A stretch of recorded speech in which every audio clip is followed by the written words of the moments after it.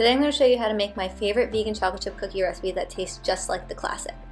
Now, making vegan chocolate chip cookies is actually not that different from regular chocolate chip cookies. We're only swapping out the butter to be a dairy-free butter or coconut oil and the eggs to be applesauce. Full ingredient measurements are found on my blog, which is linked down below in the description box. I use both gram measurements and cup measurements so that everyone can make this. Right here, we're just creaming together the vegan butter and coconut oil until light and fluffy, and then adding in the coconut sugar until the coconut sugar begins to dissolve into the vegan butter.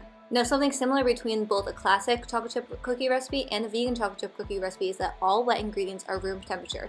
This means that your vegan butter is room temperature and not melted and not cold, and your applesauce is also room temperature.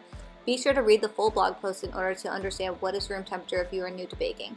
We're also sifting in the flour here. Be sure to read the full blog post on how to properly weigh and measure ingredients because that is so important here.